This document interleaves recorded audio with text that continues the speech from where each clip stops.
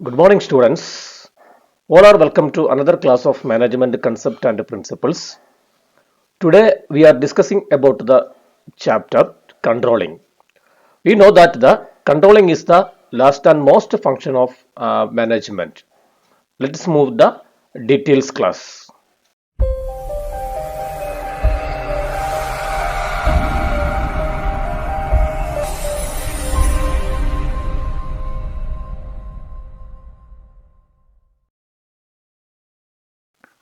The functions of management includes planning, directing, staffing, controlling, organizing, etc. We know that the managerial functions start with the planning and end with the controlling. The other managerial functions like as directing, organizing, staffing are the functions connecting link between the planning and control. After planning, the management turns to plans and strategies into action in order to attain the objectives. After attain the objectives, we must to know the objectives are clearly achieved or not. That function is called controlling. And simply controlling means to check or verify or to regulate or to compare with the standard result. That means actual results compared with the standard result. So that the controlling is the very important functions of a management. Without controlling, there is no the use of planning. Controlling simply means the seeing that everything is going on according to our plan. It is a process of verifying whether the actual performance is conformity with the planned performance and taking corrective actions whether the remedial actions are required. അപ്പോൾ controlling function എന്ന് പറയുന്നത് വളരെ പ്രധാനപ്പെട്ട ഒരു ഫംഗ്ഷനാണ് മാനേജ്മെന്റിന്റെ. അതായത് മറ്റുള്ള ഫംഗ്ഷനൊക്കെ, അതായത് പ്ലാനിങ്ങും അതുപോലെ തന്നെ കൺട്രോളിങ്ങുമാണ്. പ്ലാനിങ് ആദ്യത്തെ ഫംഗ്ഷനും കൺട്രോളിങ് അവസാനത്തെ ഫംഗ്ഷനുമാണ്. അപ്പോൾ ഈ പറയുന്ന ബാക്കിയുള്ള ഫംഗ്ഷനൊക്കെ ഈ പറയുന്ന രണ്ട് ഫംഗ്ഷന്റെ gap bridge the gap between these functions എന്ന് നമുക്ക് പറയാൻ വേണ്ടി പറ്റും. അപ്പോൾ പ്രോപ്പറായ ഒരു പ്ലാനിങ് മാത്രം നടന്നാൽ പോരാ, അത് എക്സിക്യൂഷൻ നടന്നു കഴിഞ്ഞാൽ അത് നമ്മൾ അക്കോർഡിംഗ് ടു അവർ പ്ലാൻ അനുസരിച്ച് അത് നടന്നിട്ടുണ്ടോ എന്ന് ചെക്ക് ചെയ്യുന്ന ഒരു ഫംഗ്ഷനാണ് കൺട്രോളിംഗ് എന്ന് പറയുന്നത്.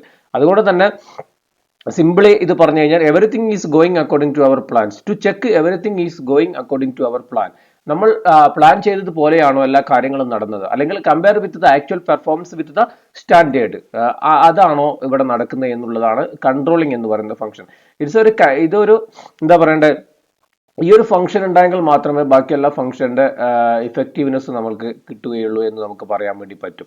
ഇതൊരു പോസ്റ്റ്മോർട്ടമാണ്. പോസ്റ്റ്മോർട്ടം എന്ന് പറയുന്ന ഒരു ഫംഗ്ഷനാണ്. കാരണം നമ്മളെല്ലാം ചെയ്തതിന് ശേഷം നമ്മൾ അതിനെ ക്രിറ്റിക്കലായിട്ട് ഇവാലുവേറ്റ് ചെയ്യുകയും അനലൈസ് ചെയ്യുകയും ചെയ്യുന്ന പ്രോസസ്സാണ് കൺട്രോളിംഗ് എന്ന് പറയുന്നത്. അങ്ങനെ ചെയ്താൽ മാത്രമേ ഭാവിയിൽ നമ്മൾക്ക് എന്തെങ്കിലും മാറ്റം വരുത്തണോ, അല്ലെങ്കിൽ ഇപ്പോൾ തന്നെ നമ്മൾക്ക് if needed any correction needed അങ്ങനെ എന്തെങ്കിലും ഉണ്ടോ എന്ന് നമുക്ക് ചെക്ക് ചെയ്യാൻ വേണ്ടി പറ്റുകയുള്ളൂ. അതുകൊണ്ട് തന്നെ വിദ്യാർത്ഥികൾ ശ്രദ്ധിക്കുക, ഫങ്ഷൻസ് ഓഫ് മാനേജ്മെന്റിൽ ഏറ്റവും പ്രധാനപ്പെട്ട മറ്റൊരു ഫംഗ്ഷനാണ് കൺട്രോളിംഗ് ഫംഗ്ഷൻ. ഇതൊരു ലാസ്റ്റ് ഫംഗ്ഷനാണ്, but not a least function. ഇതൊരു മോസ്റ്റ് ഫംഗ്ഷൻ ആയിട്ടാണ് നമ്മൾ കരുതുന്നത് കൺട്രോളിംഗ് ഫംഗ്ഷനെ കുറിച്ച്.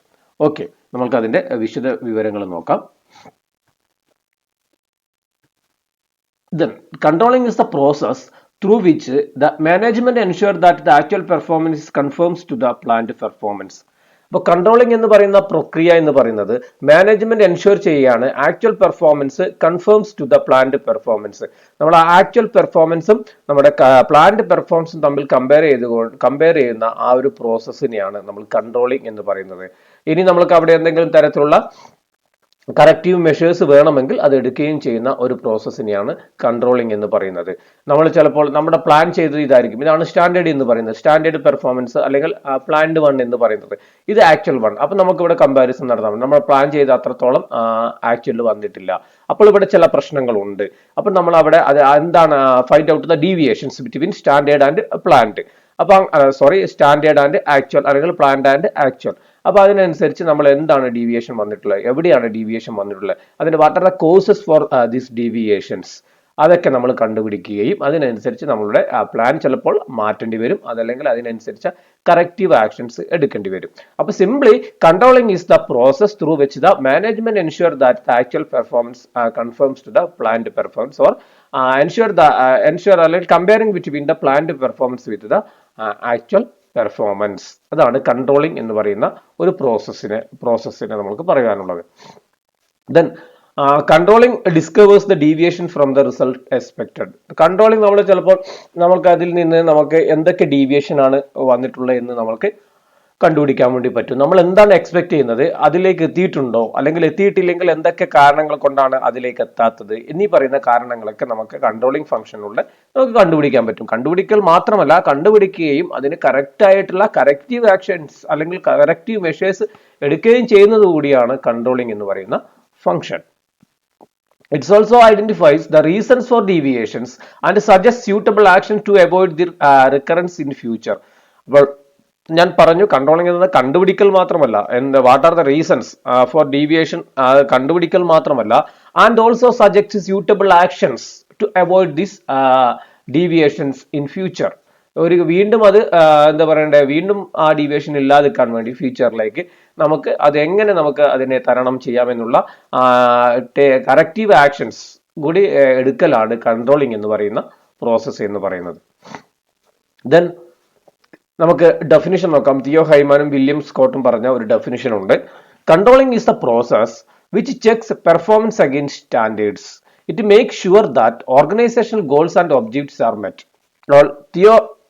തിയോ ഹൈമാനും അതുപോലെ തന്നെ വില്യം സ്കോട്ടും പറഞ്ഞത്, അവരുടെ വാക്കുകൾ, കൺട്രോൾ എന്ന് പറയുന്ന പ്രക്രിയ എന്ന് പറയുന്നത് it check the performance against standard.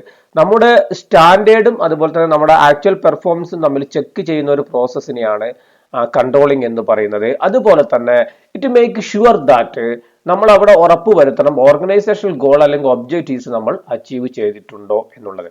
അപ്പൊ അതുകൊണ്ടാണ് ഇതിന്റെ ഒരു പോസ്റ്റ്മോർട്ടം എന്ന് പറയുന്നത്. നമ്മൾ ചെയ്ത കാര്യങ്ങളെ കുറിച്ച് ഡീറ്റെയിൽഡ് ആയിട്ട് ഒരു അനാലിസിസ് നടത്തുകയാണ്. നമ്മൾ പ്ലാൻ ചെയ്ത കാര്യങ്ങൾ തമ്മിൽ കമ്പയർ ചെയ്യുകയാണ്. ഇത് നമ്മൾ പ്ലാൻ ചെയ്ത പോലെ തന്നെ നമ്മുടെ കാര്യങ്ങൾ ചെയ്തിട്ടുണ്ടോ എന്ന് നമ്മൾ മനസ്സിലാക്കിയാണ്. അതുവഴി നമ്മുടെ ഓർഗനൈസേഷന്റെ ഒബ്ജക്റ്റീവ്സ് അല്ലെങ്കിൽ ഗോൾസ് നമ്മൾ അച്ചീവ് ചെയ്തിട്ടുണ്ടോ എന്നുകൂടി നമ്മൾ ഷ്യൂർ ആക്കുന്ന ആ ഒരു പ്രവർത്തനത്തെയാണ് നമ്മൾ കൺട്രോളിംഗ് എന്ന് പറയുന്നത്. അപ്പോൾ ഒരിക്കൽ കൂടി പറയാം, controlling is a process which checks the performance against standard. It makes sure that organizational goals or objectives are achieved or met. Okay. Then next definitions given by the James Stoner. He says that management control is the process of ensuring that activities conform to planned activities. അപ്പോൾ ഇദ്ദേഹം പറയുന്നത് management control is a process of ensuring that actual activities ഇവിടെ ഒരു actual എന്നുണ്ട്, actual activities confirm to planned activities. James Stoner പറയുന്നത് controlling എന്ന് പറയുന്ന പ്രക്രിയ എന്തുറപ്പാക്കലാണ്, നമ്മുടെ ആക്ച്വൽ ആക്ടിവിറ്റീസ് നമ്മുടെ പ്ലാൻഡ് ആക്ടിവിറ്റീസും തമ്മിൽ കൺഫേം ചെയ്യുന്നുണ്ടോ എന്നുള്ളത്. അത് കറക്റ്റ് ആണോ, അല്ലെങ്കിൽ നമ്മൾ ഉദ്ദേശിക്കുന്ന രീതിയിൽ തന്നെയാണോ ഈ പറയുന്ന കാര്യങ്ങൾ ചെയ്തിട്ടുള്ളത് എന്നുള്ള ഒരു ഉറപ്പാക്കൽ പ്രക്രിയയാണ് കൺട്രോളിംഗ് എന്ന് പറയുന്നത്. അതായത് നമ്മൾ പ്ലാൻ ചെയ്ത അതേ രീതിയിൽ തന്നെയാണോ നമ്മൾ ചെയ്ത കാര്യങ്ങൾ ഉള്ളത്, അല്ലെങ്കിൽ എന്തെങ്കിലും തരത്തിലുള്ള ഡീവിയേഷൻസ് ഉണ്ടോ എന്നുള്ള അതിനനുസരിച്ച് തന്നെയാണോ, നമ്മുടെ പ്ലാനിനനുസരിച്ച് തന്നെയാണോ നമ്മുടെ ആക്ച്വൽ ആക്ടിവിറ്റീസ് ഉള്ളത് എന്ന് ചെക്ക് ചെയ്യുന്നതിനെയാണ്, അല്ലെങ്കിൽ അത് എൻഷുർ ചെയ്യുന്ന പ്രോസസ്സിനെയാണ് കൺട്രോളിംഗ് എന്ന് പറയുന്നത് എന്നാണ് ജെയിംസ് സ്റ്റോണർ പറഞ്ഞത്. ഈ ഒരു രണ്ട് ഡെഫിനേഷൻ നിങ്ങൾ ഓർത്ത് വെക്കുക, എക്സാമിന് ചോദിച്ചു കഴിഞ്ഞാൽ എഴുതുക. Okay. Then what are the importance of controlling. അപ്പൊ എന്തൊക്കെയാണ് കൺട്രോളിംഗ് എന്ന പ്രോസസ്സിന് ഒരു ഓർഗനൈസേഷനെ സംബന്ധിച്ചിടത്തോളം പ്രാധാന്യമുള്ളത് നോക്കാം നമ്മൾക്ക്. First one, accomplishing organisation goals. ഏറ്റവും മെഷേഴ്സ് ആക്ച്വൽ പെർഫോമൻസ്. ഒന്നാമത്തെ നമ്മൾ പറയുന്നത് ഇമ്പോർട്ടൻസ് എന്ന് പറഞ്ഞ് അക്കംപ്ലിഷിംഗ് ഓർഗനൈസേഷൻ ഗോൾസ് അച്ചീവ് ചെയ്തിട്ടുണ്ടോ അല്ലെങ്കിൽ ചെയ്യുക എന്നുള്ളതാണ് ഇമ്പോർട്ടൻസ് ഓഫ് കൺട്രോളിംഗിൽ ആദ്യത്തെ പോയിന്റ് ആയിട്ട് പറഞ്ഞത്. It measures actual performance with standard and making corrective actions on deviations so that the organisation can be achieved it's goals easily or smoothly. അപ്പോൾ ഈ process എന്ന് പറയുന്നത് തന്നെ ആക്ച്വൽ പെർഫോമൻസും സ്റ്റാൻഡേർഡ് പെർഫോമൻസും തമ്മിൽ കമ്പയർ ചെയ്യുകയും if there is any deviations to make some remedial actions for correcting that deviations so that the organizations can achieve their goal very smoothly or very fastly. അപ്പൊ അതുകൊണ്ട് തന്നെ ഒരു ഓർഗനൈസേഷൻ ഗോൾ നമുക്ക് smooth ആയിട്ട് achieve ചെയ്യാൻ വേണ്ടി പറ്റുകയും ചെയ്യും. കാരണം ഇവിടെ ആക്ച്വൽ പെർഫോമൻസും സ്റ്റാൻഡേർഡ് പെർഫോമൻസ് തമ്മിൽ കമ്പയർ ചെയ്യുന്നു. ഇനി അവിടെ എന്തെങ്കിലും വ്യത്യാസം ഉണ്ടെങ്കിൽ അതിനനുസരിച്ച് ആ ഡീവിയേഷൻ എങ്ങനെയാണ് നമ്മൾ ഓവർകം ചെയ്യുന്നത് അതിനനുസരിച്ച് ഈ പറയുന്ന രീതിയിലുള്ള ആക്ഷൻസ് എടുക്കുന്നു. Then second one, judging accuracy of standard. Controlling helps to check the accuracy of standard in changing environment, which helps to revise the standard if needed. Second one, judging accuracy of standard. നമ്മൾ set ചെയ്യുന്ന സ്റ്റാൻഡേർഡിന്റെ accuracy check ചെയ്യുക എന്നുള്ളതാണ്, അതിനെ judge ചെയ്യുക എന്നുള്ളതാണ് രണ്ടാമത്തെ importance ആയിട്ട് പറയുന്നത്. ഇനി നമ്മൾ അങ്ങനെ ചെക്ക് ചെയ്തതിന് ശേഷം നമ്മുടെ according to our environment there may be some changes occurs in the standard setting. അപ്പോൾ നമ്മൾ ചിലപ്പോൾ എൻവയറമെന്റ് അനുസരിച്ച് ചിലപ്പോൾ നമ്മുടെ സ്റ്റാൻഡേർഡിൽ ചിലപ്പോൾ നമ്മൾ ചേഞ്ച് ചെയ്യേണ്ടി വരും. അപ്പോൾ അതുകൊണ്ട് തന്നെ നമ്മുടെ സ്റ്റാൻഡേർഡ് എപ്പോഴും സെറ്റ് ചെയ്യുന്നത് നല്ല രീതിയിലായിരിക്കണം സെറ്റ് ചെയ്യേണ്ടത്. നമ്മുടെ എൻവയറമെന്റ് അനുസരിച്ച് അത് നമ്മൾ ചേഞ്ച് ചെയ്യുകയും വേണം. അപ്പോൾ judging accuracy of standard the another importance of controlling. The next one, efficient use of resources. Controlling seeks to reduce the wastage of resources. Controlling നമ്മുടെ വേസ്റ്റേജ് ഓഫ് റിസോഴ്സ് റെഡ്യൂസ് ചെയ്യാൻ വേണ്ടി പറ്റും. അവിടെ ഒരു ഇഫക്റ്റീവ് കൺട്രോൾ സിസ്റ്റം പ്രവർത്തിക്കുന്നുണ്ടെങ്കിൽ നമ്മൾ എല്ലാ റിസോഴ്സസും, അതായത് എല്ലാ സ്കേഴ്സ് റിസോഴ്സും നമുക്ക് എഫിഷ്യന്റ് ആയിട്ട് യൂസ് ചെയ്യാൻ വേണ്ടി പറ്റും. There is no wastage of resources. The next one, improving employee motivations. Controlling ensures employees' awareness regarding what is expected to do and what is the standard fixed on him, so that he will be motivated to give better performance. അപ്പോൾ ഈ controlling എന്ന് പറഞ്ഞ process എങ്ങനെയാണ് എംപ്ലോയീസിനൊരു motivation ആവുന്നത്? നമുക്ക് employees എന്താണ് അവർക്ക് ചെയ്യാനുള്ളത്, അല്ലെങ്കിൽ എന്താണ് നമ്മൾ അവരിൽ നിന്ന് എക്സ്പെക്ട് ചെയ്യുന്നത് എന്ന് നമ്മൾ ആദ്യം തന്നെ പറയുന്നു. അതിനുള്ള ഒരു അവയർനെസ് അവർക്ക് കൊടുക്കുന്നു. ആ സ്റ്റാൻഡേർഡിനെ കുറിച്ച് അവരോട് പറയുന്നു. അപ്പൊ അങ്ങനെ പറയുമ്പോൾ തന്നെ അവരത് അച്ചീവ് ചെയ്യാൻ വേണ്ടി അവർ ശ്രമിക്കും. അച്ചീവ് ചെയ്യാൻ ശ്രമിക്കുമ്പോൾ അതൊരു അവർക്കൊരു മോട്ടിവേഷൻ ആയിട്ട് മാറും. The next one, ensures order and discipline. There is a close watch on the activities of all employees. Controlling process കൃത്യമായിട്ട് പ്രവർത്തിക്കുന്നിടത്ത് നമ്മുടെ ഓരോ എംപ്ലോയീസിനെ കുറിച്ചും അവരുടെ ഓരോ നിമിഷത്തിലും നമ്മൾ ക്ലോസ് ആയിട്ട് അവരെ നമ്മൾ വാച്ച് ചെയ്യുകയും കോർഡിനേറ്റ് ചെയ്യുകയും അവരെ നമ്മൾ ഈ പറഞ്ഞ സൂപ്പർവൈസ് ചെയ്യുകയും ചെയ്യുന്നു. Okay. The next one, coordination. ഞാൻ നേരത്തെ തന്നെ പറഞ്ഞു, coordinate the activities of different persons and departments in effective system of control is necessary. ഒരു കൺട്രോളിംഗ് സിസ്റ്റം ഇഫക്റ്റീവ് ആയിട്ട് പ്രവർത്തിക്കണമെങ്കിൽ there is a need of better coordinations among the employees in their activities, or the persons involved in the different department must be coordinated. അപ്പോൾ ഓരോ different department coordinate ചെയ്യേണ്ടി വരും. അതുപോലെ തന്നെ ആക്ടിവിറ്റീസിനെ നമ്മൾ coordinate ചെയ്യേണ്ടി വരും. അങ്ങനെ നല്ല രീതിയിൽ ഒരു കോർഡിനേഷൻ വർക്ക് നടക്കുന്നുണ്ടെങ്കിൽ മാത്രമേ അവിടെ നമ്മൾക്ക് നമ്മുടെ ഈ കൺട്രോൾ സിസ്റ്റം ഇഫക്റ്റീവ് ആയിട്ട് നമുക്ക് പ്രവർത്തിക്കാൻ വേണ്ടി പറ്റുകയുള്ളൂ. Then next one, decision making. The process of control is complete when corrective actions are taken. ഇനി നമ്മൾ ഈ പറയുന്ന സ്റ്റാൻഡേർഡും ആക്ച്വലും നമ്മൾ കമ്പയർ ചെയ്തു, അതിന് ഡീവിയേഷൻ കണ്ടുപിടിച്ചു. അത് കണ്ടുപിടിച്ചാൽ മാത്രം നമ്മുടെ പണി കഴിയുന്നില്ല. പിന്നീട് അവിടെ എന്താണ് കറക്റ്റീവ് ആക്ഷൻ എടുക്കേണ്ടത് അത് നമ്മൾ തീരുമാനിക്കണം. അതുകൊണ്ട് ഡിസിഷൻ മേക്കിങ്ങും വളരെ പ്രധാനപ്പെട്ട ഇമ്പോർട്ടൻസ് ആയിട്ടാണ് കൺട്രോളിങ്ങിന്റെ പറയുന്നത്. അതിനനുസരിച്ച് തീരുമാനിച്ചിട്ട് ആ കറക്റ്റീവ് ആക്ഷൻ നമ്മളവിടെ എടുക്കുകയും ചെയ്യുന്നു. It will lead to make better decision in future. അത് നമുക്ക് ഫ്യൂച്ചറിലേക്ക് നല്ല തീരുമാനങ്ങൾ എടുക്കാൻ സഹായിക്കുകയും ചെയ്യും. Okay, that's all the importance of controlling. First one, accomplishing organisation goal, judging accuracy of standards, efficient use of resources, improving employee motivation, ensure order and discipline, coordination, decision making. Okay. Then next one, limitations of controlling. അപ്പോൾ ഈ ഇത്രയും കാര്യങ്ങൾ പറഞ്ഞാലും there may be some limitations. എന്തൊക്കെയാണ് നമുക്ക് നോക്കാം. Limitations of controlling. Difficulty in setting standards. Controlling will be effective only when standards R fixed in quantitative terms. അപ്പോൾ standard set ചെയ്യുന്ന അതിലാണ് ഈ പറയുന്ന കൺട്രോളിംഗ് പ്രോസസ്സിന്റെ സക്സസും ഫെയിലും നിർണ്ണയിക്കുന്നത്. അപ്പോൾ സ്റ്റാൻഡേർഡ് സെറ്റ് ചെയ്യുക എന്ന് പറഞ്ഞാൽ വളരെ പ്രധാനപ്പെട്ട ഒരു ഫംഗ്ഷനാണ്. അത് വളരെ എന്താ പറയുക കോംപ്ലക്സ് ആയ ഡിഫിക്കൽട്ട് ആയ ഒരു ഫംഗ്ഷനാണ്. നമ്മൾ എന്തെങ്കിലും തരത്തിലുള്ള സ്റ്റാൻഡേർഡ് തെറ്റിപ്പോയി കഴിഞ്ഞാൽ നമ്മുടെ എൻ്റയർ കൺട്രോളിംഗ് പ്രോസസ്സ് തന്നെ ബാധിക്കും. അതുകൊണ്ട് ലിമിറ്റേഷൻ ആയിട്ട് പറയാൻ കാരണം ഈ സ്റ്റാൻഡേർഡ് സെറ്റ് ചെയ്യുക എന്ന് പറയുന്ന ഒരു കോംപ്ലക്സ് പ്രോസസ്സാണ്, ഒരു ഡിഫിക്കൽട്ട് പ്രോസസ്സാണ്. അപ്പോൾ അത് എന്തെങ്കിലും രീതിയിലുള്ള എന്താ പറയേണ്ടത്, നമുക്ക് എന്തെങ്കിലും മിസ്റ്റേക്ക് സംഭവിച്ചു കഴിഞ്ഞാൽ അത് നമ്മുടെ എൻ്റയർ കൺട്രോൾ പ്രോസസ്സിനെ തന്നെ അത് ബാധിക്കും എന്നുള്ളതാണ് നമുക്ക് പറയാനുള്ളത്. The employee morale, job satisfaction, customer response, etc. cannot be expressed quantitatively, so that the controlling become less effective. ഈ സ്റ്റാൻഡേർഡ് സെറ്റ് ചെയ്യുന്നത് എപ്പോഴും നമ്മൾ ഒരു ക്വാണ്ടിറ്റേറ്റീവ് ടേംസിലാണ്. അപ്പോൾ ഈ പറയുന്ന എംപ്ലോയീസിന്റെ മൊറയിലോ എംപ്ലോയീസ് ജോബ് സാറ്റിസ്ഫാക്ഷനോ കസ്റ്റമർ റെസ്പോൺസോ ഇതൊന്നും നമുക്ക് ക്വാണ്ടിറ്റേറ്റീവ് ആയിട്ട് എക്സ്പ്രസ് ചെയ്യാൻ വേണ്ടി പറ്റില്ല. അത് നമ്മുടെ കൺട്രോളിംഗ് പ്രോസസ്സിനെ ബാധിക്കുന്നുണ്ട് ഈ ഒരു സ്റ്റാൻഡേർഡ് സെറ്റ് ചെയ്യുന്നതിൽ. Okay. The next one, little control on external factors. നമ്മൾ പറഞ്ഞു various external factors affecting our organizational activities or our decision making or our control system. അപ്പോൾ അതുകൊണ്ട് തന്നെ ഈ പറയുന്ന അതിലൊന്നും നമ്മൾക്ക് എന്തുണ്ടാവില്ല, എക്സ്റ്റേണൽ ഫാക്ടേഴ്സിനെ നമുക്ക് കൺട്രോൾ ചെയ്യാൻ വേണ്ടി പറ്റുകയില്ല. അപ്പോൾ അതിനനുസരിച്ച് നമ്മുടെ കൺട്രോളിംഗ് സിസ്റ്റം എന്താവും, ചിലപ്പോൾ അത് ഫെയിലർ ആവാൻ സാധ്യതയുണ്ട്. External factors such as government policy, technological changes, competition etcetera cannot be controlled by the organisation. അത് എക്സ്റ്റേണൽ ഫാക്ടേഴ്സ് ആണ്, വിത്തിൻ ദ ഓർഗനൈസേഷൻ അല്ല, വിത്തൗട്ട് ദ ഓർഗനൈസേഷൻ ആണ്. അതുകൊണ്ട് തന്നെ അതൊന്നും നമ്മൾ കൺട്രോൾ ചെയ്യാൻ പറ്റില്ല. പക്ഷെ അതൊക്കെ നമ്മുടെ ഏതിനെ ബാധിക്കും, കൺട്രോൾ സിസ്റ്റത്തിനെ ബാധിക്കാൻ സാധ്യതയുണ്ട്. അപ്പൊ അത് മറ്റൊരു പ്രധാനപ്പെട്ട ലിമിറ്റേഷൻ ആണ്. The next one, resistance from employees.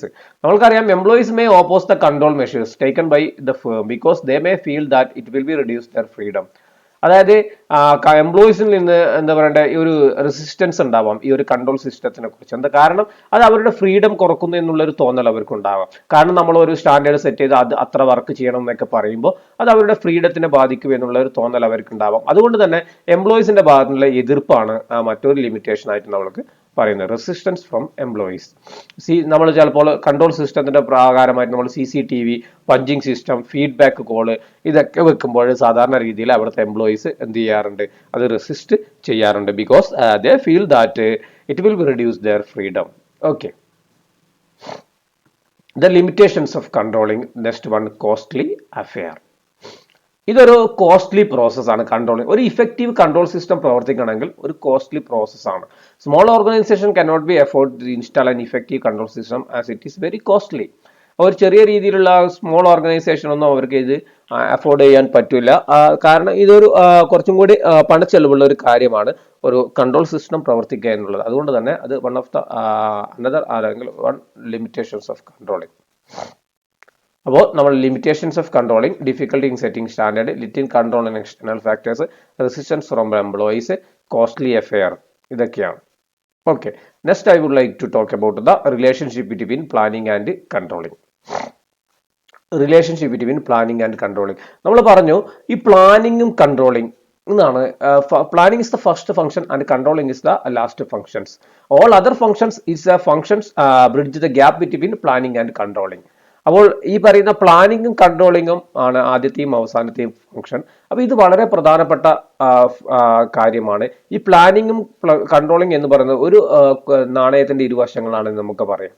കാരണം ഇത് ഇന്റർ റിലേറ്റഡ് ആണ്, അല്ലെങ്കിൽ പറയുന്നത് എന്താ പറയണ്ടേ, ഇത് ഒന്ന് മറ്റൊന്നുമായിട്ട് വളരെ അധികം റിലേറ്റ് ചെയ്തിരിക്കുകയാണ്. നല്ലൊരു പ്ലാനിങ് ഉണ്ടായാൽ മാത്രം പോരാ, അത് എക്സിക്യൂട്ട് നടന്നു കഴിഞ്ഞാൽ അതിനെ എന്താ പറയുക, നമ്മൾ ഇവാലുവേറ്റ് ചെയ്യുക എന്നുള്ളത് കൂടിയാണ് അവിടുത്തെ ഫംഗ്ഷൻ. അതുകൊണ്ട് തന്നെ പ്ലാനിങ്ങും കൺട്രോളിങ്ങും വളരെ പ്രധാനപ്പെട്ട പരസ്പരം എന്താ പറയുക ഇന്റർ റിലേറ്റ് ചെയ്യുന്ന ഫംഗ്ഷൻ ആണ്. എന്താ അതിന്റെ റിലേഷൻഷിപ്പ് നമുക്ക് നോക്കാം. The entire planning process will turn to a waste unless adequate control measures are exercised. നമ്മുടെ ഒരു നല്ല രീതിയിലുള്ള ഒരു പ്ലാനിങ് നടത്തിയിട്ടുണ്ടായെങ്കിലും ചിലപ്പോൾ അതിൽ വേസ്റ്റ് ആവാം. എങ്ങനെയാണെങ്കിൽ അവിടെ ഒരു ആഡിക്വേറ്റ് കൺട്രോൾ മെഷേഴ്സ് എക്സർസൈസ് ചെയ്തില്ലെങ്കിൽ. അപ്പൊ നല്ലൊരു കൺട്രോൾ സിസ്റ്റം പ്രവർത്തിക്കുന്നില്ലെങ്കിൽ നല്ലൊരു പ്ലാൻ ഉണ്ടായിട്ടും കാര്യമില്ല, അത് ചിലപ്പോൾ അത് വേസ്റ്റ് ആയി മാറാൻ സാധ്യതയുണ്ട് എന്നാണ് പറയുന്നത്. അതുകൊണ്ട് തന്നെയാണ് പ്ലാനിങ് കൺട്രോളിങ്ങും പരസ്പരം വളരെയധികം ബന്ധപ്പെട്ടിരിക്കുന്ന രണ്ട് ഫങ്ഷൻസ് ആണ്. ഒന്ന് ഇന്റർ ഡിപ്പെൻഡന്റ് ആൻഡ് ഇൻസെപ്പറബിൾ. ഇത് നമ്മൾക്ക് എപ്പോഴും ഒന്ന് മറ്റൊന്നിനെ ഡിപ്പെൻഡ് ചെയ്യുന്ന ഫംഗ്ഷൻ ആണ്. അതുപോലെ തന്നെ ഇൻസെപ്പറബിൾ, ഇതിനെ നമ്മൾ രണ്ടിനും വേർതിരിച്ച് കാണാൻ വേണ്ടി പറ്റുകയില്ല നമ്മൾക്ക്. ഇത് രണ്ടും എപ്പോഴും പരസ്പരം ബന്ധപ്പെട്ട് കിടക്കുന്ന വളരെ പ്രധാനപ്പെട്ട രണ്ട് ഫങ്ഷൻസ് ആണ് മാനേജ്മെന്റിന്റെ പ്ലാനിങ്ങും കൺട്രോളിംഗ് എന്ന് പറയുന്നത്. ഒന്നിന്റെ സക്സസ് നിർണ്ണയിക്കുന്നത് അതായത് പ്ലാനിങ്ങിന്റെ സക്സസ് നിർണ്ണയിക്കുന്നത് കൺട്രോളിംഗ് ആണ്. അതുപോലെ തന്നെ കൺട്രോളിങ്ങിന്റെ കാര്യങ്ങൾ നിയന്ത്രിക്കുന്നത് പ്ലാനിംഗ് ആണ്. അപ്പൊ അതുകൊണ്ട് തന്നെ ഈ രണ്ട് ഫംഗ്ഷനും എപ്പോഴും always interdependent and inseparable എന്ന് നമുക്ക് പറയാൻ വേണ്ടി പറ്റും. Planning and controls are interdependent and inseparable functions of management. Without plan there is nothing to control. നല്ലൊരു പ്ലാൻ ഇല്ലെങ്കിൽ പിന്നെ അവിടെ നമുക്ക് കൺട്രോൾ ചെയ്യേണ്ട ആവശ്യമില്ല. മനസ്സിലാകുന്നുണ്ടല്ലോ. അപ്പൊ ഇത് എപ്പോഴും ബന്ധപ്പെട്ട് കിടക്കുന്ന ഫംഗ്ഷനാണ്. Thus planning unless useless without control and controlling useless without plan. അതായത് പ്ലാനിങ് ചിലപ്പോൾ വേസ്റ്റ് ആയി മാറാം എന്തുണ്ടില്ലെങ്കിൽ, കൺട്രോൾ ഇല്ലെങ്കിൽ. അതുപോലെ തന്നെ കൺട്രോളിങ് എന്ന് പറയുന്നതും യൂസ്ലെസ് ആയിട്ട് മാറാം വിത്തൗട്ട് പ്ലാൻ. അപ്പൊ നല്ല രീതിയിൽ പ്ലാൻ നടന്ന് അതിനെ നല്ല രീതിയിൽ കൺട്രോൾ ചെയ്യുക. അപ്പൊ ഇത് രണ്ട് പരസ്പരം ബന്ധപ്പെട്ട് കിടക്കുന്ന ഫംഗ്ഷനാണ്. ഒന്നില്ലെങ്കിൽ മറ്റൊന്നില്ല, ഒന്ന് നല്ല രീതിയിൽ നടന്നില്ലെങ്കിൽ മറ്റൊന്ന് നല്ല രീതിയിൽ നടക്കില്ല എന്നുള്ളതാണ് പറയുന്നത്. Then Inter related and reinforce each other. ഇത് പരസ്പരം ബന്ധപ്പെട്ട് കിടക്കുന്നു. അതുപോലെ തന്നെ റീഇൻഫോഴ്സ് ഈച്ച് അതർ, ഒന്ന് മറ്റൊന്നിനെ റീഇൻഫോഴ്സ് ചെയ്തുകൊണ്ടേ ഇരിക്കുന്നു എന്നുള്ളതാണ് കാര്യം. Planning makes controlling easier and effective. നല്ല രീതിയിലുള്ള പ്ലാനിങ് ഉണ്ടായി നമുക്ക് കൺട്രോളിങ് പ്രോസസ്സ് ഈസിയർ ആയിരിക്കും, അതുപോലെ തന്നെ ഇഫക്റ്റീവ് ആയിരിക്കും. കാരണം ഇത് ഇന്റർ റിലേറ്റഡ് ഫംഗ്ഷൻ ആണ്. അതുപോലെ തന്നെ controlling reveals the shortcomings of plans and calls for improvement in future. നല്ല കൺട്രോളിംഗ് പ്രോസസ്സ് നടക്കുമ്പോൾ ഈ പറഞ്ഞ പ്ലാൻസിൽ ചിലപ്പോൾ നമുക്ക് എന്തെങ്കിലും മാറ്റങ്ങൾ വരണമെങ്കിൽ അതൊക്കെ നമുക്ക് മാറ്റം വരുത്താൻ വേണ്ടി പറ്റും. എന്തെങ്കിലും ഡീവിയേഷൻ ഉണ്ടാവും, അതിനനുസരിച്ച് മാറ്റം വരുത്താൻ വേണ്ടി പറ്റും. അപ്പൊ അത് നമ്മുടെ ഫ്യൂച്ചറിലേക്ക് പ്ലാനിനെ ഇംപ്രൂവ് ചെയ്യാൻ വേണ്ടി നമുക്ക് സഹായിക്കുകയും ചെയ്യും. അതുകൊണ്ടാണ് ഇത് പരസ്പരം റീഇൻഫോഴ്സ് ചെയ്യുന്നു എന്നുള്ളത് പറയുന്നത്. Then looking head and looking back. Planning എന്ന് പറഞ്ഞാൽ ലുക്കിംഗ് എ ഹെഡ് ആണ്. മനസ്സിലായോ? മുമ്പോട്ട് നോക്കുക എന്നുള്ളതാണ് പ്ലാനിങ് എന്ന് പറയുന്നത്. കൺട്രോളിംഗ് എന്ന് പറയുന്നതോ ലുക്കിംഗ് ബാക്ക്, ചെയ്ത കാര്യങ്ങൾ ആണ് നമ്മൾ ഇവാലുവേറ്റ് ചെയ്യുന്നത്, എന്നിട്ട് എന്തെങ്കിലും ഡീവിയേഷൻ ഉണ്ടോ എന്ന് നോക്കുന്നത്. അപ്പൊ ഇത് ഒന്ന് ലുക്കിംഗ് ഹെഡ് ആണെങ്കിൽ ഒന്ന് ലുക്കിംഗ് ബാക്ക് ആണ്. Planning looking ahead while controlling is looking back. Plans are prepared for future. Plan എന്ന് പറയുന്നത് ഫ്യൂച്ചറിലേക്ക് വേണ്ടിയിട്ട് പ്രിപ്പയർ ചെയ്യുന്നതാണ്. Controlling is a postmortem of past activities. ഈ പ്ലാൻഡ് ആക്ടിവിറ്റീസിന്റെ പോസ്റ്റ്മോർട്ടം ആണ് കൺട്രോളിംഗ് എന്ന് പറയുന്നത്. ഓക്കെ, അപ്പോൾ നമ്മൾ എന്തൊക്കെ പോയിന്റ് പറഞ്ഞു? Relationship between planning and controlling. ഇത് പരസ്പരം വളരെയധികം പ്രധാനപ്പെട്ട അല്ലെങ്കിൽ ബന്ധപ്പെട്ട് കിടക്കുന്ന രണ്ട് ഫംഗ്ഷനാണ് പ്ലാനിങ്ങും കൺട്രോളിങ്ങും. രണ്ടിന്റെയും ഇഫക്റ്റീവ്നെസ് ഒന്നിന്റെ ഇഫക്റ്റീവ്നെസ് മറ്റൊന്നിന്റെ ഇഫക്റ്റീവ്നെസ് മറ്റതിനെയും ബാധിക്കുന്ന ഒരു ഫംഗ്ഷനാണ് ഇത്. പരസ്പരം എപ്പോഴും ബന്ധപ്പെട്ട് കിടക്കുന്ന രണ്ട് പ്രധാനപ്പെട്ട മാനേജ്മെന്റ് ഫംഗ്ഷനാണ് പ്ലാനിങ്ങും കൺട്രോളിംഗ് എന്ന് പറയുന്നത്. ഒന്നാമത്തെ ഇന്റർ ഡിപ്പെൻഡന്റ് ആണ്, ഇൻസെപ്പറബിൾ ആണ്. രണ്ടാമത്തെ ഇന്റർ റിലേറ്റഡ് ആണ് ആൻഡ് റീഇൻഫോഴ്സ് ഈച്ച് അതർ ആണ്. ലുക്കിംഗ് ഹെഡ് അത് ലുക്കിംഗ് ബാക്ക് ആണ്. Okay, that's all. Then next one, controlling process, steps in control system. എങ്ങനെയാണ് ഒരു ഓർഗനൈസേഷനിൽ ഇഫക്റ്റീവ് കൺട്രോൾ സിസ്റ്റം പ്രവർത്തിക്കുന്നത്? എന്തൊക്കെ സ്റ്റെപ്സ് ആണ് അതിന് വേണ്ടത്? മനസ്സിലായോ? ഒരു ഇഫക്റ്റീവ് കൺട്രോൾ സിസ്റ്റം എങ്ങനെയാണ് പ്രവർത്തിക്കുന്നത്, അതിന് എന്തൊക്കെ സ്റ്റെപ്സ് ആണ് പറയുന്നത്? ഇതൊരു എന്താ പറയുക, ഒരു ഓർഡർ ആയിട്ടാണ് ഓരോ കൺട്രോൾ സിസ്റ്റം പ്രവർത്തിക്കുന്നത്. ഒരു കൺട്രോൾ മെക്കാനിസം ഉണ്ട്, അതിനെയാണ് ഈ കൺട്രോൾ സിസ്റ്റം എന്ന് പറയുന്നത്. അതിന് ഒരുപാട് തരത്തിലുള്ള സ്റ്റെപ്പുകളുണ്ട്. നമുക്ക് നോക്കാം ഏതൊക്കെയാണ് സ്റ്റെപ്പുകൾ എന്ന് നോക്കാം. അത് ചില ബുക്കിൽ ചില രീതിയിലായിരിക്കും. അപ്പം ഞാൻ ഒരു രീതിയിലാണ് പറയുന്നത്. അപ്പോൾ സാധാരണ രീതിയിൽ 5 സ്റ്റെപ്പുകളാണ് കൺട്രോളിംഗ് പ്രോസസ്സിനുള്ളത്. ഈ ഓരോ സ്റ്റെപ്പും വളരെ പ്രധാനപ്പെട്ടതാണ്. ഒന്ന് കഴിഞ്ഞാൽ മാത്രമേ രണ്ടാമത്തിലേക്ക് പോകാൻ പറ്റൂ, മറ്റൊന്നിലേക്ക് പോകാൻ പറ്റൂ. ഏറ്റവും അവസാനത്തെ 5ലേക്ക് എത്തുക എന്നുള്ളതാണ് കൺട്രോളിംഗ് പ്രോസസ്സിന്റെ അല്ലെങ്കിൽ ഇഫക്റ്റീവ് കൺട്രോൾ പ്രോസസ്സ് എന്ന് പറയുന്നത്. ഈ 5 പ്രോസസ്സും ഇഫക്റ്റീവായിട്ട് നടന്നാൽ മാത്രമേ കൺട്രോളിംഗ് പ്രോസസ്സ് ബിക്കം ഇഫക്റ്റീവ് എന്ന് നമുക്ക് പറയുവാൻ വേണ്ടി പറ്റുകയുള്ളൂ. Then first one, setting standard ആണ്.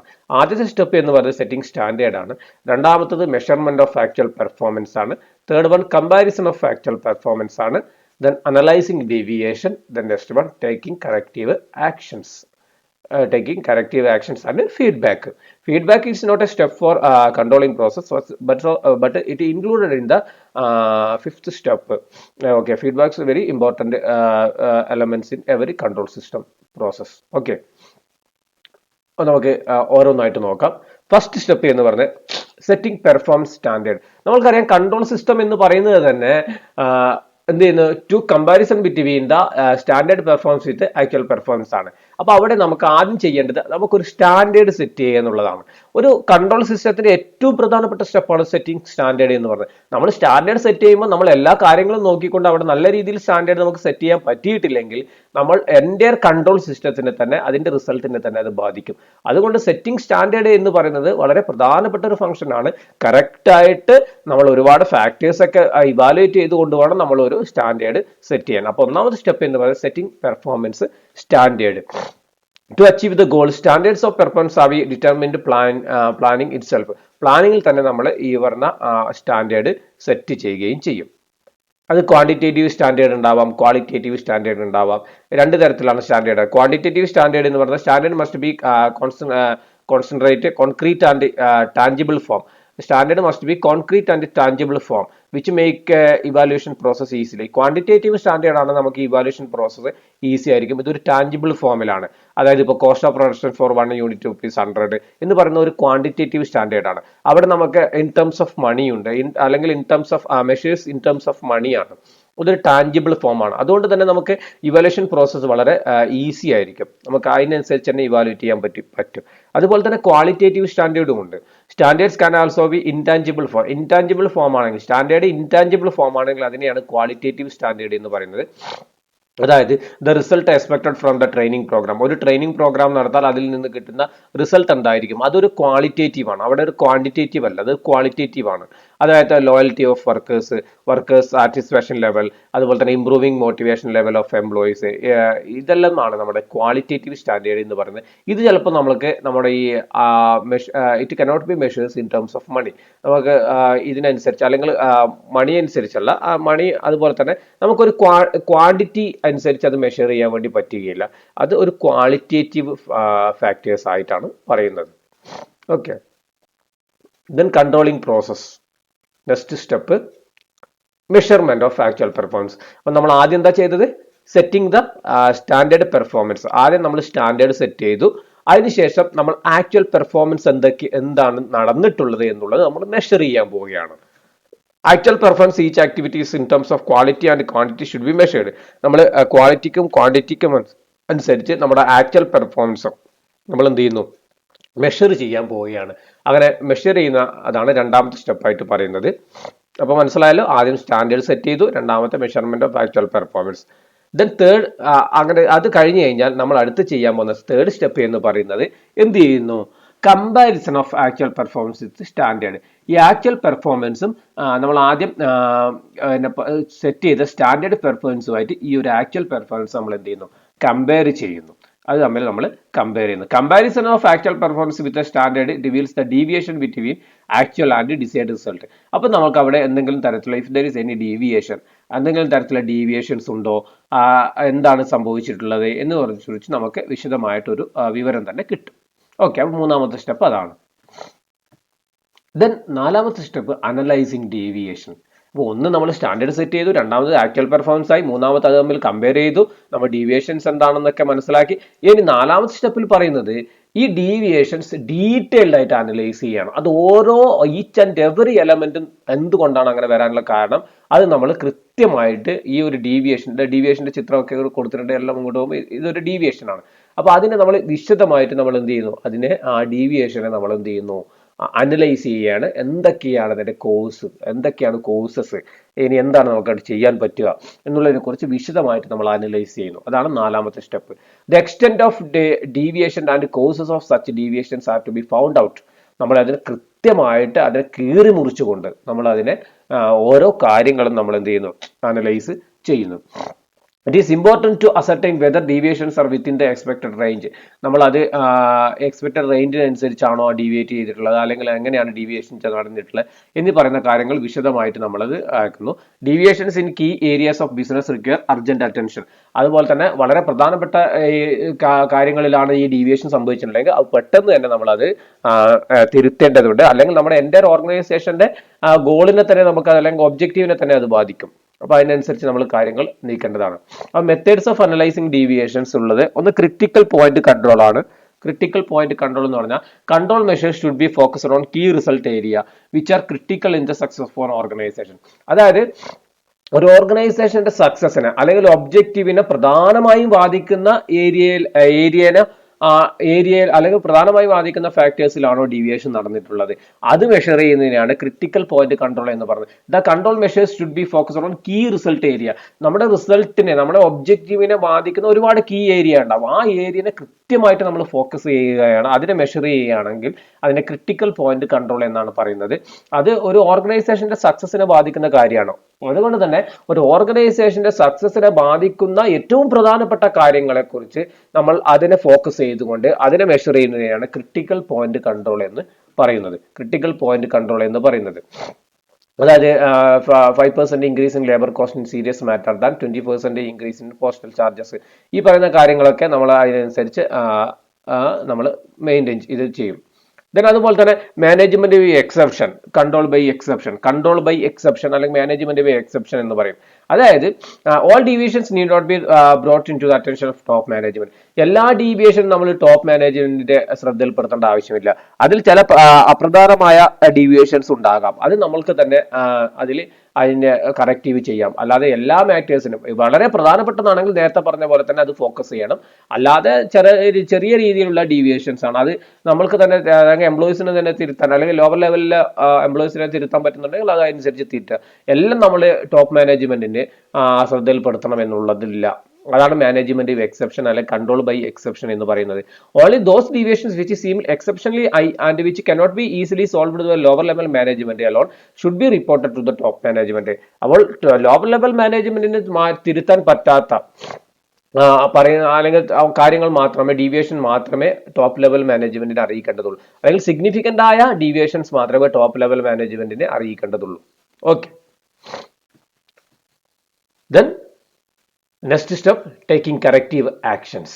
ഇതാണ് ഏറ്റവും പ്രധാനപ്പെട്ട. അപ്പൊ നമ്മൾ ഡീവിയേഷൻ കണ്ടുപിടിച്ചു കഴിഞ്ഞാൽ നമ്മൾ അതിനെന്ത് ചെയ്യുക, കറക്റ്റീവ് ആക്ഷൻസ് എടുക്കുക. അത് എന്താണ് ഡീവിയേഷൻ വരാനുള്ള കാരണം, ഇനി ആ കാരണം എങ്ങനെയാണ് നമുക്ക് മാറ്റാൻ പറ്റുക, അതാണ് 5ാമത്തെ സ്റ്റെപ്പിൽ പറയുന്നത്. അങ്ങനെ കറക്റ്റീവ് ആക്ഷൻ എടുത്തു കഴിഞ്ഞാൽ അതിനെ ഫോളോ അപ്പ് ചെയ്യുക എന്നുള്ളത് അല്ലെങ്കിൽ ഫീഡ്ബാക്ക് എടുക്കുക എന്നുള്ളത് മറ്റൊരു കാര്യം കൂടിയാണ്. അത് സ്റ്റെപ്പ് അല്ലെങ്കിലും ഇതിന്റെ കൂട്ടത്തിൽ തന്നെ വരുന്നതാണ് taking corrective actions and feedback. As soon as deviations are reported, it is the duty of the executive to take steps to correct past actions so that the deviation may not occur again and plans are properly executed. അപ്പോൾ ഒരു പ്രാവശ്യം deviation സംഭവിച്ചു കഴിഞ്ഞാൽ അതെന്താണെന്ന് മനസ്സിലാക്കി കഴിഞ്ഞാൽ ഇനി അത് ശരിയാക്കാനുള്ള കറക്റ്റീവ് ആക്ഷൻ എടുക്കുക എന്നുള്ളതാണ് 5ാമത്തെ സ്റ്റെപ്പിൽ പറയുന്നത്. പിന്നീട് ഒരിക്കലും ഭാവിയിൽ അത്തരത്തിലുള്ള ഡീവിയേഷൻസ് ഓർഗനൈസേഷനിൽ വരാൻ പാടില്ല. അതിനനുസരിച്ച് നമ്മുടെ പ്ലാൻ അനുസരിച്ച് അതിൽ മാറ്റിയിട്ട് ആ ഡീവിയേഷനൊക്കെ ചേഞ്ച് ചെയ്യുന്ന രൂപത്തിൽ അല്ലെങ്കിൽ അത് ഒഴിവാക്കുന്ന രൂപത്തിലേക്ക് നമുക്ക് ചെയ്യുവാൻ വേണ്ടി പറ്റണം. അതാണ് 5ാമത്തെ സ്റ്റെപ്പ് എന്ന് പറഞ്ഞാൽ taking corrective action. If there is no deviations or if the deviations within the permissible limit, let the situation remain as it is. അപ്പോൾ ഡീവിയേഷൻ ഒന്നും ഇല്ലെങ്കിൽ, അതുപോലെ തന്നെ ചെറിയ ഡീവിയേഷൻ ആണ് നമുക്ക് കുഴപ്പമില്ല, പെർമിസിബിൾ ലിമിറ്റിനനുസരിച്ചാണ് നമ്മളെ ഡീവിയേഷൻ ഉള്ളത്, അപ്പോൾ അതുകൊണ്ട് കുഴപ്പമില്ലെങ്കിൽ നമ്മൾ എന്താണ് ഇപ്പോൾ നിലവിലുള്ളത് അതിനനുസരിച്ച് തന്നെ നമ്മൾക്ക് കാര്യങ്ങൾ ചെയ്യുവാനും പറ്റുന്നതാണ്. അപ്പോൾ ഇതൊക്കെയാണ് കൺട്രോൾ സിസ്റ്റത്തിന്റെ സ്റ്റെപ്സ് എന്ന് പറയുന്നത്. First one setting performance standards, then second one measurement of actual performance, third one comparison of actual performance with standard, then analyzing deviation, taking corrective actions and feedback. Okay, that's all. ഇത്രയും കാര്യങ്ങളാണ് അതിലുള്ളത്. ഇനി ഞാൻ പറയാൻ പോകുന്നത് ഒരു effective control സിസ്റ്റത്തിന് അല്ലെങ്കിൽ ഒരു സൗണ്ട് കൺട്രോൾ സിസ്റ്റത്തിന് വേണ്ട എസെൻഷ്യൽസ് അല്ലെങ്കിൽ റിക്വയർമെന്റ്സ് എന്തൊക്കെയാണ് എന്നുള്ളതാണ്. അപ്പൊ അത് നമുക്ക് നോക്കാം. ഒരു ഇഫക്റ്റീവ് കൺട്രോൾ സിസ്റ്റത്തിന് വേണ്ട റിക്വയർമെന്റ്സ് അല്ലെങ്കിൽ എസെൻഷ്യൽസ് എന്തൊക്കെയാണ്. അതിൽ ഫസ്റ്റ് വൺ ആണ് സ്യൂട്ടബിലിറ്റി എന്ന് പറയുന്നത്. സ്യൂട്ടബിലിറ്റി എന്ന് പറയുന്നതാണ് അതിൽ ഫസ്റ്റ് വൺ ആയിട്ട് പറയുന്നത്.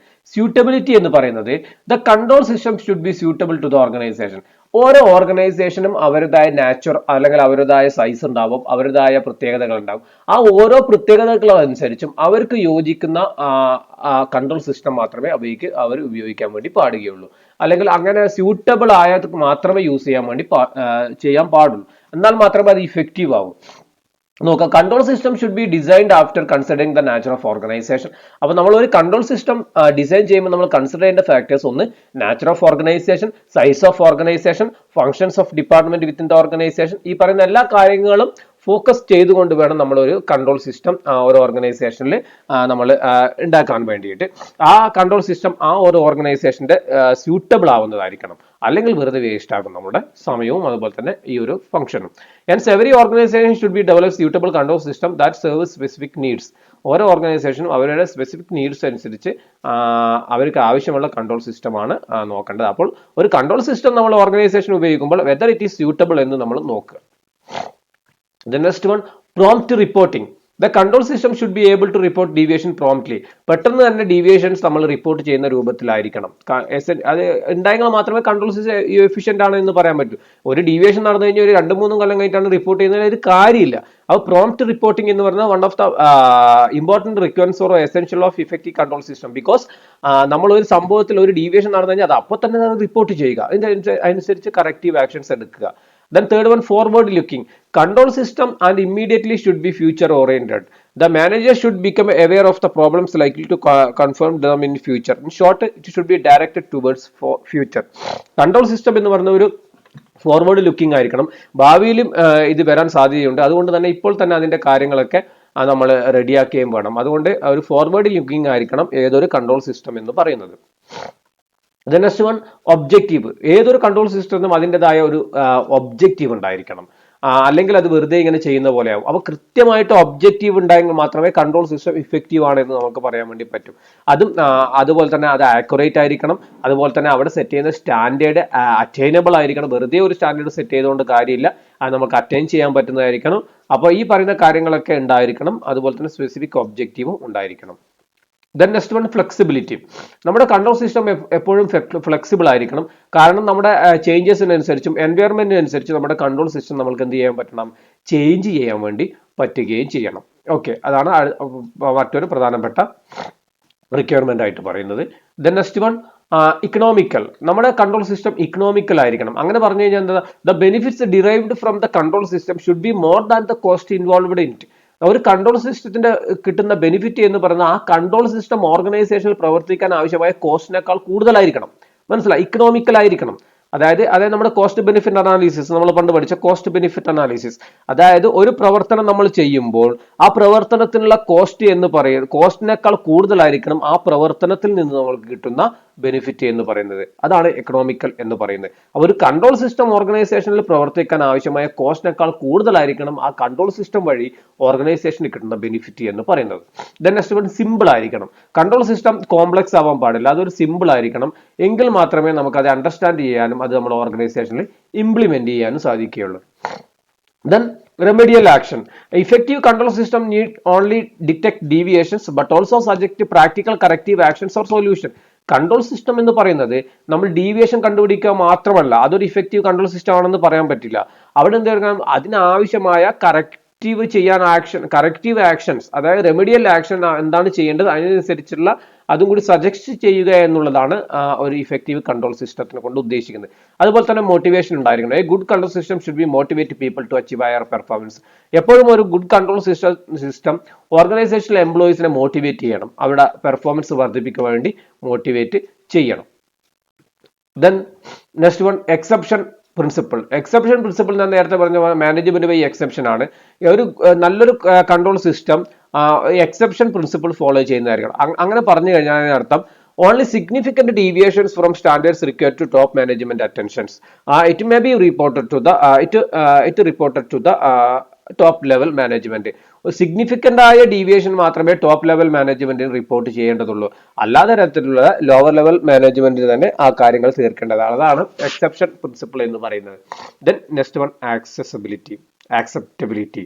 അതായത് എന്ത് പറഞ്ഞു കഴിഞ്ഞാലും ഇത് ഒരു ഓർഗനൈസേഷനെ ആക്സെപ്റ്റ് ചെയ്യാൻ പറ്റുന്നതായിരിക്കണം. In order to effective control system must be acceptable by the employees. എംപ്ലോയീസിനും ഓർഗനൈസേഷനും സ്വീകരിക്കാൻ പറ്റുന്ന, സ്വീകാര്യതയുള്ള ഒരു കൺട്രോൾ സിസ്റ്റം ആയിരിക്കണം ഒരു ഓർഗനൈസേഷനിൽ നമ്മൾ ഉപയോഗിക്കേണ്ടത്. This means that employees must cooperate with the system, otherwise the employees can resist that system. അപ്പോൾ എപ്പോഴും എംപ്ലോയീസിനെ കൂടി കണക്കിലെടുത്തുകൊണ്ട് അവരുടെ കോപ്പറേഷൻ കൂടി ഉണ്ടെങ്കിൽ മാത്രമേ നമ്മുടെ കൺട്രോൾ സിസ്റ്റം ഇഫക്റ്റീവായിട്ട് പ്രവർത്തിക്കൂ. അതുകൊണ്ട് അവർക്കും കൂടി സ്വീകരിക്കാൻ പറ്റുന്ന രീതിയിലുള്ളതായിരിക്കണം കൺട്രോളിംഗ് സിസ്റ്റം എന്ന് പറയുന്നത്. ഓക്കെ, ഇതൊക്കെയാണ് നമ്മുടെ ഇന്നത്തെ ക്ലാസ്സിൽ നമ്മൾക്ക് ഉൾപ്പെടുത്തിയിട്ടുള്ളത്. അപ്പോൾ കൺട്രോളിംഗ് എന്ന് പറയുന്ന ഒരു ഫംഗ്ഷന്റെ വളരെ പ്രധാനപ്പെട്ട കുറേ കാര്യങ്ങൾ നമ്മൾ ഇന്നത്തെ ക്ലാസ്സിൽ സംസാരിച്ചു കഴിഞ്ഞു.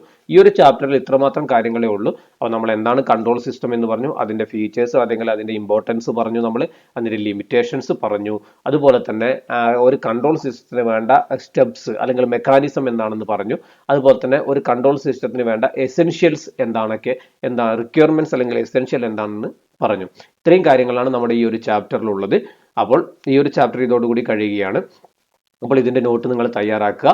ഇതല്ലാത്ത പോയിന്റും കൂടെ നിങ്ങൾ ആഡ് ചെയ്യുക. അപ്പോൾ ഇത് കൃത്യമായിട്ട് പഠിക്കുക. പലപ്പോഴും എക്സാമിന് ചോദിക്കുന്ന ക്വസ്റ്റ്യൻസ് ഈ ഒരു ചാപ്റ്ററിൽ നിന്ന് വരാറുണ്ട്. വളരെ ചെറിയൊരു ചാപ്റ്ററാണ്, പക്ഷെ വളരെ പ്രധാനപ്പെട്ട ഒരു ചാപ്റ്ററും കൂടിയാണ്. അപ്പോൾ ഇന്ന് പറഞ്ഞ കാര്യങ്ങളൊക്കെ നിങ്ങൾക്ക് മനസ്സിലായിട്ടുണ്ടെന്ന് വിചാരിക്കുന്നു. അപ്പോൾ നമ്മൾ അടുത്ത ക്ലാസ്സിൽ പുതിയൊരു ടോപ്പിക്കുമായിട്ട് നമുക്ക് വീണ്ടും കാണാം. Okay, thank you.